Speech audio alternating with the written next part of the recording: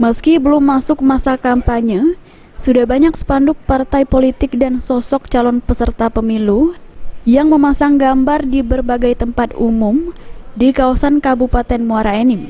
Banyaknya bertebaran spanduk yang menunjukkan gambar dan tulisan dari partai politik dan foto calon peserta pemilu, menunjukkan jika Bawaslu belum bisa menindak tegas karena belum adanya indikasi ajakan untuk memilih sebagai faktor indikasi kegiatan kampanye. Namun Bawaslu sudah mensosialisasikan aturan dan menghimbau peserta pemilu untuk tetap menaati aturan dan undang-undang yang berlaku. Ketua Bawaslu Muara Enim, Zainuddin, mengatakan pihaknya sudah memberikan sosialisasi tentang aturan dan undang-undang pemilu serta menghimbau agar setiap partai politik dan peserta pemilu 2024 untuk menahan diri karena saat ini belum masuk masa kampanye.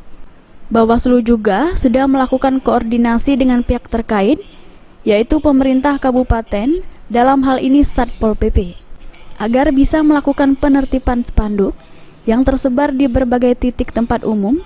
Spanduk partai atau bacalek bisa diterapkan jika mereka melanggar peraturan daerah Perda.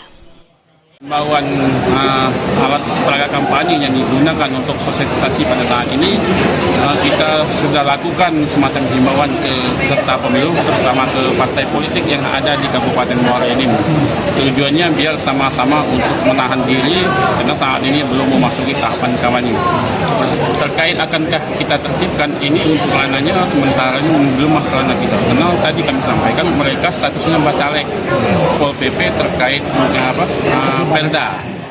Untuk spanduk partai atau bacalek yang dianggap berada di kawasan tertib bisa diterapkan atau dilepas dari tempatnya berada sebagai salah satu cara untuk mengurangi kecurangan peserta pemilu. Mardiansa, PAL TV.